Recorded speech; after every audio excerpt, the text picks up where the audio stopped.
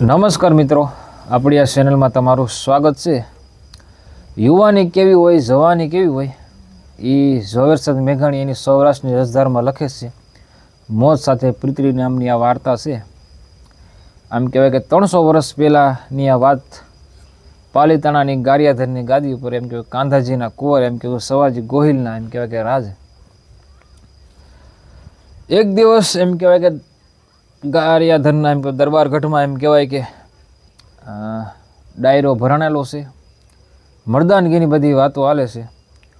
મર્દ શીશ પર નમે, મર્દ બોલી પૈસાને, મર્દ ખિલાવે ખાય, મર્દ ચિંતા નહીં માને, મર્દ લે મર્દ દે, મર્દ को मर्द बसावे, गहरे समकंड काम मर्द ने मर्द ही आवे, उन्हीं मर्द उन्हीं को जानिए, सुख दुख साथी दर्द के कहे बेताल सुन विक्रम, यही लक्षण है मर्द के। આવી બધી મર્દાનગીની બધી વાતો હાલે। એમાં મામાને વાતો કરતાં કરતાં એમ કહેવાય કે ઉધરાસ બહુ આવે, દમ એટલો સડે કે મોઢામાંથી એમ કહેવાય કે લાળ ટપકવા લાગે અને લાળ પડી જાય મોઢામાંથી।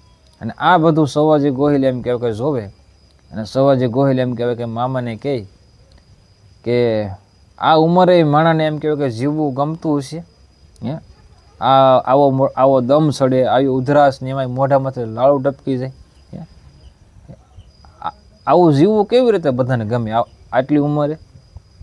મામા તારા સવાજી ગોહિલ એમ કહે કે શું કરવું કે ભાણા ભા ઉંમર છે કે જીવ એમ કહેવાય કે એમ તો થોડો નીકળી જાય ખોળિયામાંથી, એમ આપણે કાઢવા માગતા હોય ત્યારે સમય આવે ત્યારે બધું થાય કે ના આવી કે મામા।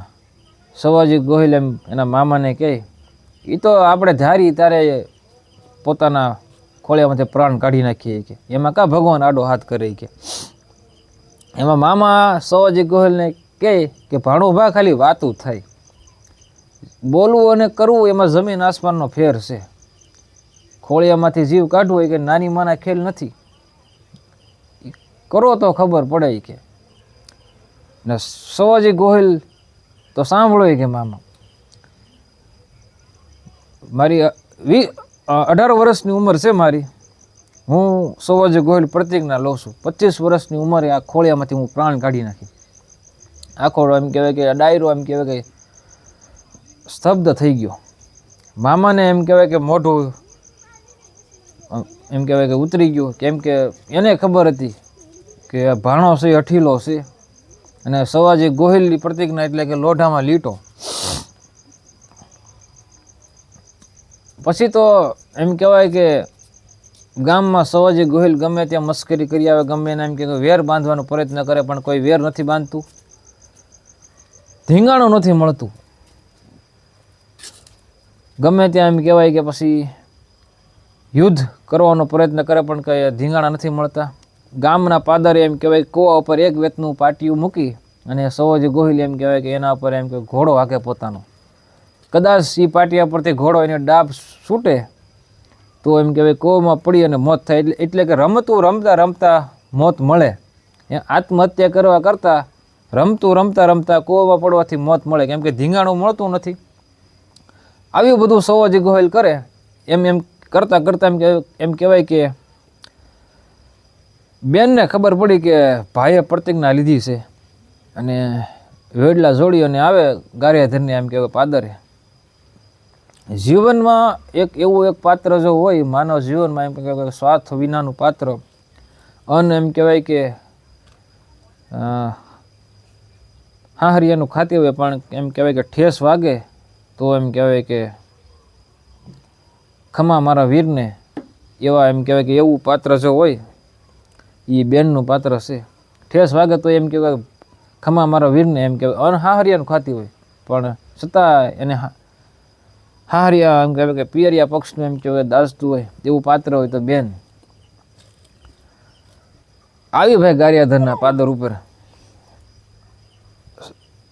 રડતા રડતા બેને સવાજી ગોહિલ પાસે જાય છે। એમાં સવાજી ગોહિલ કહે છે હા હા બેન શું છે આ બધું, કોઈ હાહરિયા પક્ષમાંથી કોઈ કંઈ કડવા વેણ કીધા કે ના ભાઈ એવું કાંઈ નથી, પણ મેં એવું સાંભળ્યું છે કે તે 25 વર્ષ જીવવાની પ્રતિજ્ઞા લીધી છે।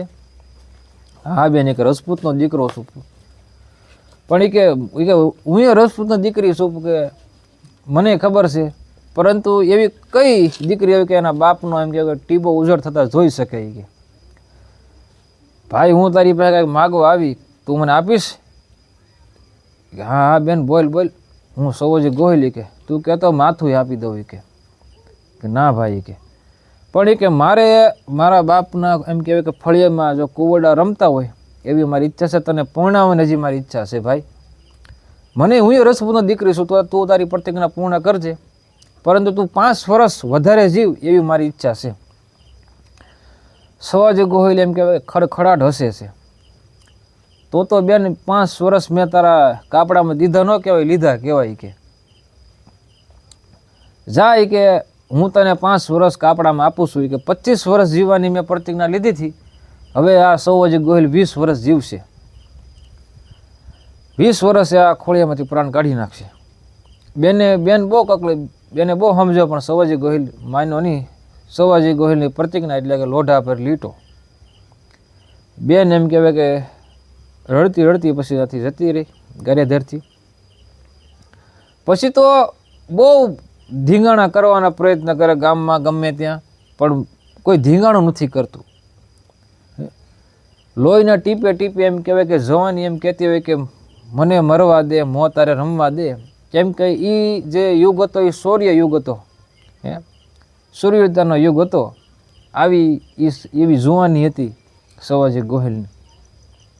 એમાં 20 વર્ષ પૂરા થવા એવા છે, પ્રતિજ્ઞાનો સમય નજીક આવે છે, પણ ધીંગાણું કંઈ મળતું નથી, યુદ્ધ કંઈ મળતું નથી. એમાં એક દિવસ એમ કહેવાય કે જગદંબાએ લાજ રાખી જેતપુરના એમ કહેવાય કાઠિયાણીઓના એમ કહેવાય કે સવાજી ગોહિલ એમ કે વેડલા છે એ વાળે છે, એનું અપહરણ કરે છે અને ગારિયાધાર લઈ આવે છે. તમામ જે કાઠિયાણીઓ હતી અને તમામને માતાઓ બહેનોને સવાજી ગોહિલે બે જોડી અને કીધું કે બેનું માતાઓ, આ મારી પ્રતિજ્ઞા પૂર્ણ કરવા માટે મેં તમારું અપહરણ કર્યું છે, તમે મારી માં જણ્યું બેનું છું. અને પછી સવાજી ગોહિલે કાઠીઓનો સંદેશો મોકલાવ્યો કે મરદના દીકરા હોય તો આવો હોય. કે ને ઓલી કાળઝાળ કાઠી ભાઈ, કાઠી કોમ 1000 કાઠીઓ એમ કહેવાય કે ગારિયાધારના પાદરે આવી અને ઊભા રહ્યા, અને આ બાજુ સવાજી ગોહિલ એકલો. સવાજી સામે 1000 કાઠીઓ ઊભા છે, એમાં સવાજી ગોહિલે કાઠીઓને પ્રાર્થના કરી કે મારું સાંભળીશો? કે બોલો. કે 1000 કાઠીઓ છો તમે, આ બાજુ 500 ને આ બાજુ 500, બે બાજુ 500 કાઠીઓ થઈ જાઓ. હું તમારા 1000 કાઠીઓ વચ્ચેથી હું મારો ઘોડો હાકી અને તમે તમારા તલવારના ઘા કરજો તમારે.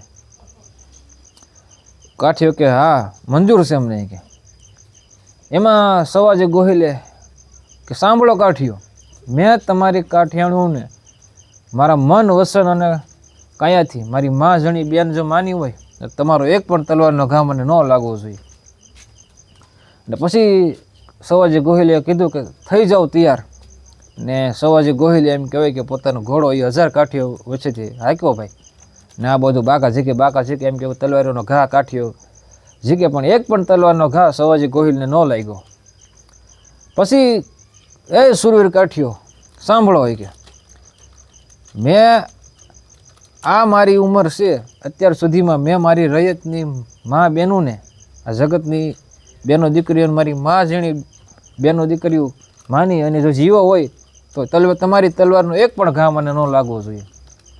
થઈ જાઓ તૈયારી. કે ને પાછો સવાજી ગોહિલે એ 1000 કાઠીઓની ફોજની વચ્ચે પોતાનો ઘોડો હાંક્યો ભાઈ. ને આ બાજુ કાઠીઓ બધો મારો હાકલા પડકારા કરે અને બાકા ઝીકે તલવારોનો ઘા બધા કર્યા, પણ એક પણ એમ કહેવાય કે સવાજી ગોહિલના તલવારનો ઘા ન લાગ્યો. અને પછી સવાજી ગોહિલે કીધું કે હવે મરદના દીકરા હવે થઈ જાઓ તૈયાર. ને એ એમ કહેવાય કે તેથી 1000 કાઠીઓની સામે એ સવાજી ગોહિલ એકલો તેથી ધીંગાણે એમ કહેવાય કામ આવ્યો. અને એમ કહેવાય કે મોતની હારે એમ કહેવાય બથું ભરેલી એ સવાજી ગોહિલે. એટલે આ એમ કહેવાય કે શૌર્યની વાર્તા ઝવેરચંદ મેઘાણીએ સૌરાષ્ટ્રની રસધારમાં લખી છે કે યુવાની કેવી હોય યુવાની આવી હોવી જોઈએ, સત્ય માટે કાંઈ પણ કરી શકે, જેનામાં સુરવીરતા હોય, જેનામાં ખાનદાની હોય, જેનામાં નેક ટેક ધર્મ કાંઈક હોય, જેવી વસ્તુ હોય એને ગમે એવી વસ્તુ એમાંથી હોહરો નીકળે. આ એમ કહેવાય કે યુવાની આવી હોવી જોઈએ. આપણે હમી હાજમાં એમ કહેવાય કે ખીચડીઓ ખાઈને સૂઈ જતા હોય, એ ન હાલે. બરાબર ને એમ.